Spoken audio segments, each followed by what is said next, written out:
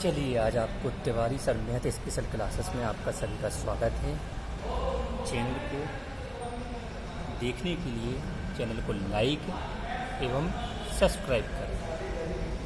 आज आपका Tiwari sir math special classes में आपका हार्दिक स्वागत है। मैं आपको रीजनिंग का टॉपिक कैलेंडर के बारे में आपको एक बेसिक ज्ञान सबसे पहले देने जा रहा हूँ। रीजनिंग का कैलेंडर सबसे एक महत्वपूर्ण टॉपिक है, इसलिए इसका ज्ञान होना बहुत ज़रूरी है। ठीक है, तो सबसे पहले इसका एक बेसिक ज्ञान यदि आपको है तो कैलेंडर एक टॉपिक ऐसा है जो नॉर्मल तरीके से आप सीख सकते हैं।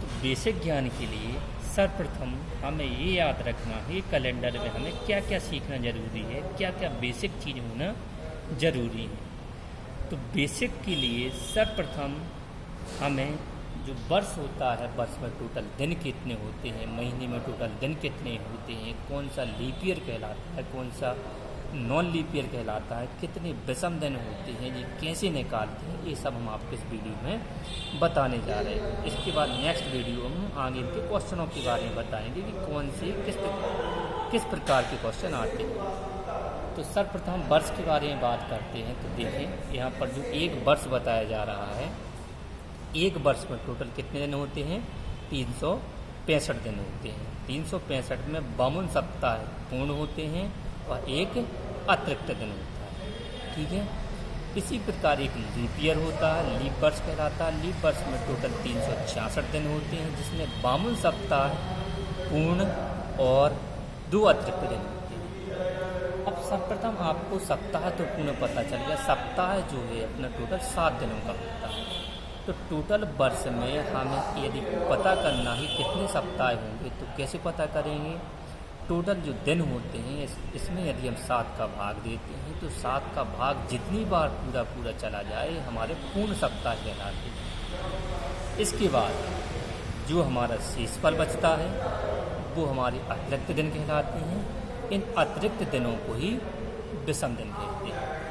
इसी प्रकार एक वर्ष में टोटल 365 दिन होंगे। 365 में 52 सप्ताह पूर्ण होंगे। यदि आप 7 का भाग 365 में दोगे तो 52 बार पूरा चला जाएगा, केवल एक शेष बचेगा जो हमारा अतिरिक्त दिन कहलाएगा। इसी अतिरिक्त दिनों को हम विषम दिन बोलते हैं। इसी प्रकार 366 में यदि हम 7 का भाग देंगे तो 52 बार पूर्ण रूप से चला जाएगा और 2 शेष बचेगा। इस 2 दिनों को हम अतिरिक्त दिन कहते हैं। इसीलिए आप विशेष याद रखें कि आप सीधा सीख गए हैं कि जो साधारण वर्ष होता है, साधारण वर्ष में टोटल 1 विषम दिन होते हैं और लीप वर्ष जो होता है, लीप वर्ष में 2 विषम दिन होते हैं। ठीक है, इसमें किसी को कोई प्रकार की डाउट नहीं होना चाहिए। सर्वप्रथम हमें यही सीखना पड़ता है कि किस में कितने दिन होंगे, कौन लीप ईयर है, कौन नहीं। यदि इतनी सब चीज़ें बन गई हमसे तो कैलेंडर में तो एक नॉर्मल सी बात है बनना। तो सर्वप्रथम आपने वर्ष के बारे में जाना कि इतने दिन होते हैं और इतने पूर्ण सप्ताह होते हैं। अब इसके बाद आपको ये याद रखना है कि एक वर्ष में टोटल महीने कितने हैं। तो सभी को पता है कि 12 महीने होते हैं। एक साधारण सी बात है, हर व्यक्ति जानता है कि 12 महीने होते हैं।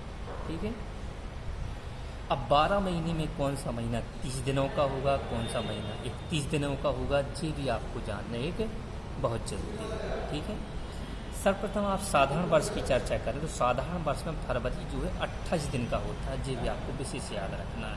ठीक है, क्योंकि यदि आप 28 में 7 का भाग दोगे तो पूरा चला जाता है, एक भी आपका शेष फल नहीं बचता, इसलिए विषम दिनों की संख्या 0 होती है। और जो लीप वर्ष होता है, लीप वर्ष में फरवरी 29 दिन का होता है, क्योंकि 7 का भाग देने से एक जो है शेष फल बचता है, शेष फल को ही हम विषम दिन कहते हैं।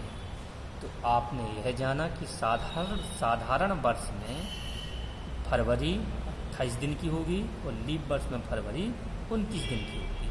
ठीक है, अब आप वर्षों में जी जान गए कौन से वर्ष में फरवरी कितने दिन की पड़ती है। अब इसके बाद जो 30 और 31 दिन के महीने, इनको कैसे याद रखने का तरीका सीधी सी बात है। इनको याद रखने के लिए आप क्या करेंगे, सर्वप्रथम आपको याद रखना है कि जून, नवंबर, अप्रैल, सितंबर। सीधा याद रखें कि जून, नवंबर, अप्रैल, सितंबर ये सभी 30 दिनों की होंगी, 30 डेज दिन के।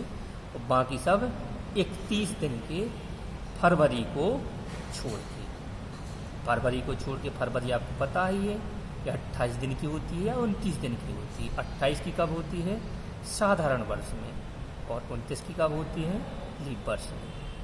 ये आपने जान चुके हैं। इसको याद रखने के लिए कैसे याद रखेंगे? जून, नवंबर, जनवरी, अप्रैल, सितंबर 30, फरवरी 28 या 29 की, और बाकी सब 31। इतना आप अच्छे से जान गए हो। जून, नवंबर, जनवरी, अप्रैल, सितंबर 30 और फरवरी 28 या 29 की, बाकी सब 31। तो आपने देखो महीने के दिन भी याद रखने सीख गए हैं कि कौन से महीने में टोटल कितने दिन होते हैं। ठीक है। अब महीने के बाद इनमें विषम दिनों को भी जानना बहुत ज़रूरी है। तो विषम दिन के बारे में आप कैसे जानेंगे? सर्वप्रथम आप जानते हैं कि एक वीक में 7 दिन होते हैं, सोमवार से रविवार, टोटल 7 दिन होते हैं। ठीक है। तो 7 दिन का क्या कहलाता है? एक वीक कहलाता है, एक सप्ताह कहलाता है। ठीक है। अब जो महीना 30 दिन का होगा, इसमें सीधी सी बात याद रखें कि 2 विषम दिन। कितने विषम दिन होंगे? 2। 7 का भाग दोगे 30 में। ठीक है। जो भी शेष फल बचेगा, कितना शेष फल बचा? 2। विषम दिन कितने कहलाए? 2।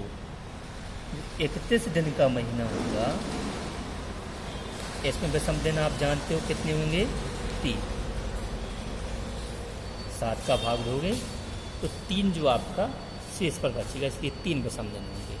तो सीधी सी याद रखने वाली बात ये है कि जो 30 दिन का महीना होता है उसमें कितने विषम दिन होते हैं? 2 विषम दिन होते हैं। ठीक है। जो 31 दिन का महीना होता है उसमें कितने विषम दिन होते हैं? 3 विषम दिन होते हैं। ठीक है ना। तो आप क्या क्या जान गए हो? महीनों के बारे में जान गए हो, वर्ष के बारे में जान गए हो, और यह भी जान गए हो कि किस महीने में और किस वर्ष में कितने दिन होते हैं, कितने अतिरिक्त दिन या विषम दिन होते हैं। ठीक है ना। अब सर्वप्रथम बात आती है लीप ईयर की।